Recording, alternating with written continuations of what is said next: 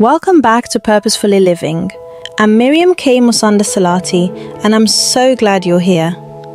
If you listened to the last episode with my guests, I really hope it brought you clarity and made purpose feel more real and practical. And if you're new here, welcome. You've joined at the perfect time. Today, I have 2 more guests joining me, and we're continuing this journey with fresh insight, real conversation, and practical takeaways you can actually apply. Our goal is simple: to help you understand your purpose more clearly and to help you start walking in it with confidence, consistency, and faith.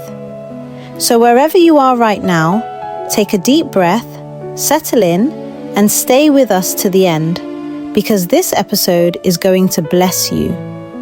Ready? Enjoy. And here are my 2 guest speakers. You know what fascinates me about human psychology? Our brains are literally hardwired to treat uncertainty as a threat, even when there's no actual danger present. It's like we're running ancient survival software that hasn't gotten an update for modern life.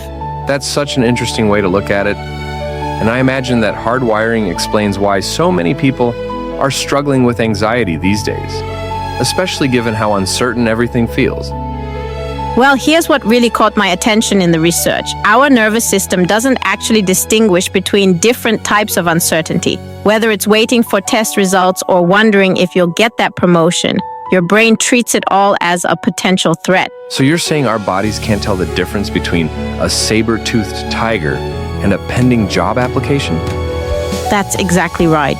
And it gets even more interesting. Studies have shown that people would rather know for certain they're getting a negative outcome than remain in uncertainty. Some researchers found that people had higher stress levels waiting for a potential electric shock than when they knew for sure it was coming. Well, that certainly explains why the waiting game can feel worse than the actual outcome. How does this connect to faith and trust, though? So here's where it gets fascinating. There's this concept called predictive processing, where our brains are constantly trying to create certainty, even when it doesn't exist. That's why people of faith sometimes struggle with this tension between trust and their natural desire for control. You know what's really striking about that? It reminds me of how ancient spiritual practices often included physical elements, like breathing exercises or meditation, to help calm the nervous system. Exactly. And modern neuroscience is actually backing this up. When we regulate our breathing and physical response first, we're better equipped to access the rational, trusting part of our brains instead of staying stuck in that fear response. That makes me think about how we often try to think our way out of anxiety when maybe we should start with the body first. Right. And this connects to something really powerful in the research about transforming our what-if thoughts into even-if statements. It's not just positive thinking. It's actually a way to help your brain process uncertainty differently. Could you give some specific examples of how that works? So instead of spiraling with, what if I fail this project? You'd say, even if I fail this project, I have the resilience to learn and try again. Instead of, what if this relationship doesn't work out? It becomes, even if this relationship ends, I know I can heal and grow stronger. That's such a profound shift in perspective. It's like building emotional antibodies against uncertainty. You know what's really interesting about that analogy? Just like our immune system needs exposure to build resistance, our faith actually grows stronger through engaging with uncertainty rather than avoiding it. That reminds me of the concept of anti-fragility, things that actually get stronger when exposed to stress and chaos. Exactly. And here's where the neuroscience and spirituality really intersect. When we practice this, even if thinking regularly, we're actually creating new neural pathways. We're literally rewiring our brain's response to uncertainty. So it's not just about having more faith. It's about training our whole system to respond differently to uncertainty? Precisely. And research shows that small, consistent practices are more effective than occasional intense efforts. It's like building a muscle. You don't get stronger by lifting one huge weight once. You get stronger through regular, manageable exercises. That really challenges the idea that faith should just be naturally unshakable all the time. Well, here's what's fascinating about that.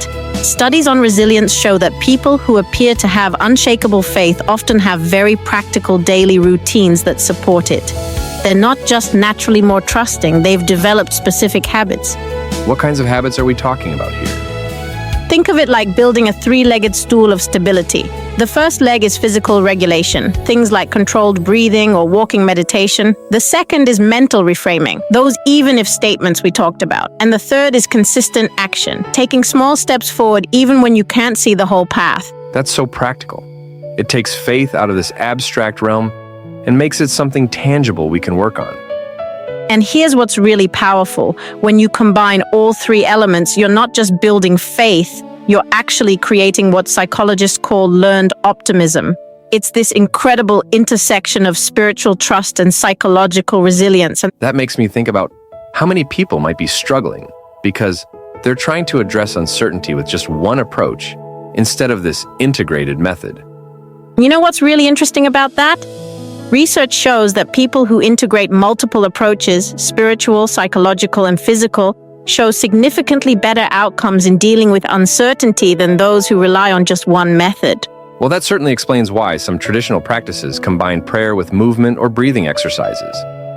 Exactly. And modern science is now validating what many spiritual traditions have known for centuries, that our mind, body, and spirit are deeply interconnected when it comes to handling life's uncertainties. So, what would you say is the key takeaway for someone who's struggling with uncertainty right now? Well, the research points to three main things. First, recognize that your anxiety about uncertainty is a normal biological response, not a spiritual failure. Second, start with regulating your physical response before trying to change your thoughts. And third, build trust through small, consistent actions rather than waiting for some perfect moment of unshakable faith. That's really powerful. It's about building a sustainable practice rather than seeking a quick fix. And perhaps most importantly, understanding that uncertainty isn't something to eliminate from our lives. It's something to build a stronger relationship with.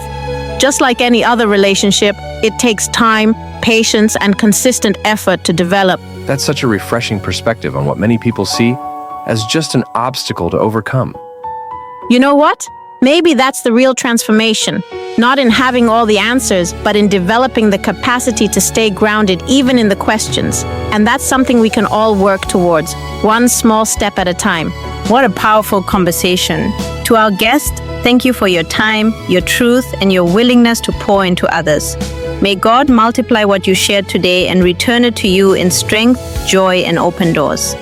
And to everyone listening, I want you to remember this. You're not behind. You're not forgotten. You're not disqualified. You are in a process, and God is still writing your story. So don't leave this episode the same way you came in. Take what you heard and let it become action. Let it become discipline. Let it become prayer. Let it become courage. If this blessed you, share it, leave a review, and stay connected. I'm Mirriam K Musonda-Salati, and this is Purposefully Living. Until next time, keep your faith loud, your spirit fed, and your purpose in motion.